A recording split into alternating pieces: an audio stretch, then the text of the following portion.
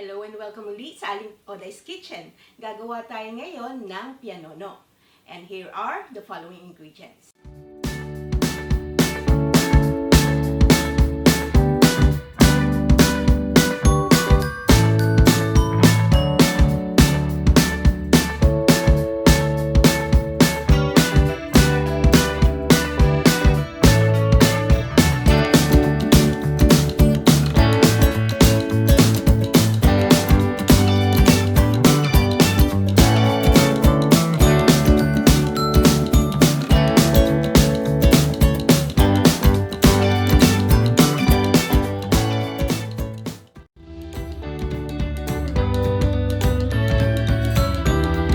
Gagamit din tayo ng isang 12-inch by 16-inch by 1-inch baking tray lined with parchment paper, spatula, and hand mixer. Ang ating first step, magpe-preheat na tayo ng oven sa 350 degrees Fahrenheit or 175 degrees Celsius. Ang ating next step, isi-sieve lang natin itong cake flour. Na-sieve ko na to. Then add na natin yung baking powder, yung salt. Sift din natin. Then, imimix lang natin to. And we'll set this aside. Then, ang next step, dito yung ating liquid ingredients, yung evaporated milk, at saka yung oil, pagsamahin din natin. I-add na natin yung vanilla. Then, mix lang natin. Again, we'll set this aside. Ang ating next step, dito sa ating eggs, i-add na natin yung sugar. Then, ibibit natin to on high speed for 5 minutes.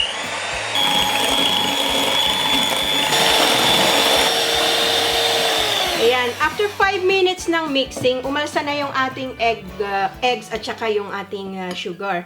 Then, yung ating dry ingredients, ihatiin natin in 3 portion, i-add natin slowly.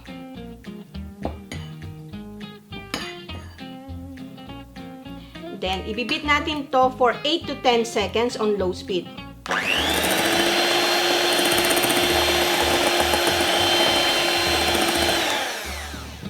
Then, yung another portion.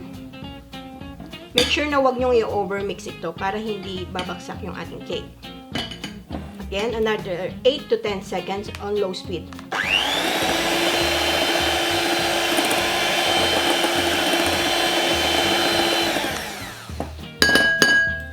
And yung ating last portion.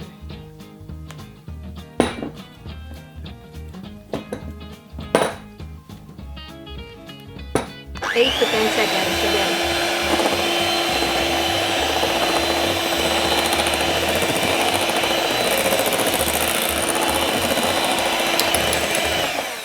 Then, ipo-fold in natin yung ating liquid ingredients.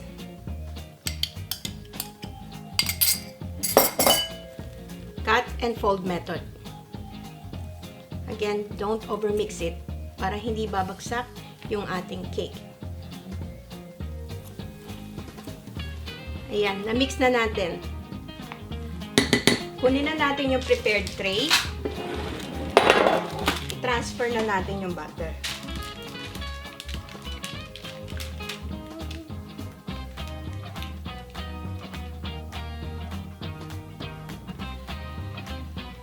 Spread lang natin.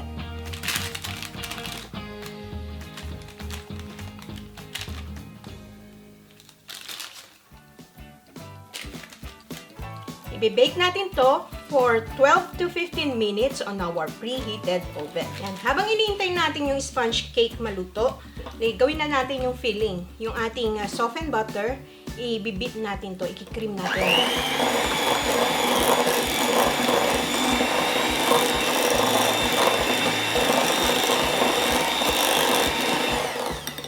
Then, add natin yung sugar.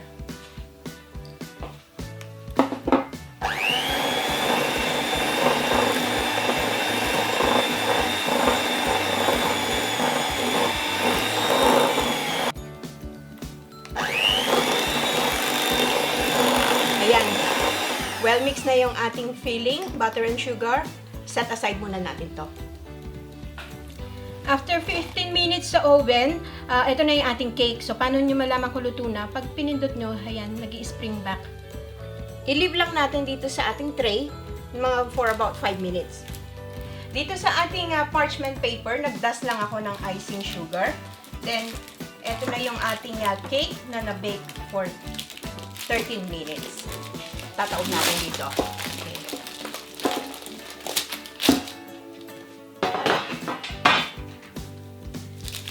I-remove lang natin yung parchment paper.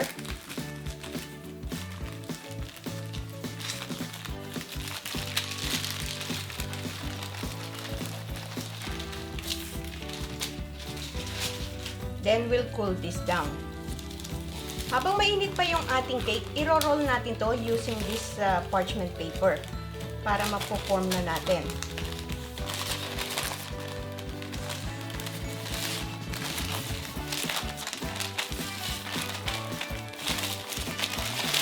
Then, palamigin lang natin to ng nakaganito. Ayan. Medyo mainit pa yung ating cake. Okay, unroll na natin.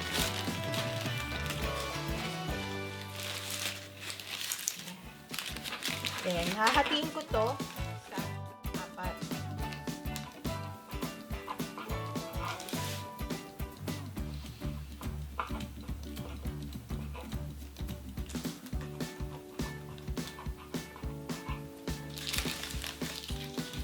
And meron akong isang maliit na parchment paper dito.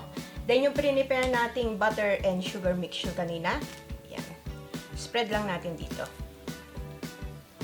Yan talaga yung mga traditional na pianono sa atin sa bakery. Then, i-roll na natin.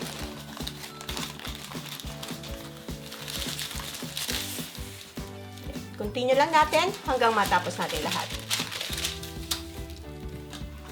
Then, yung ating sugar, i-dip natin to. Continue lang natin hanggang matapos natin lahat. Ito na ang ating pianono. Sana magustuhan niyo itong recipe na ito and share it with your friends. Ako po si Aling Oday. Magkita-kita ulit tayo sa aking susunod na video. Salamat! Bye!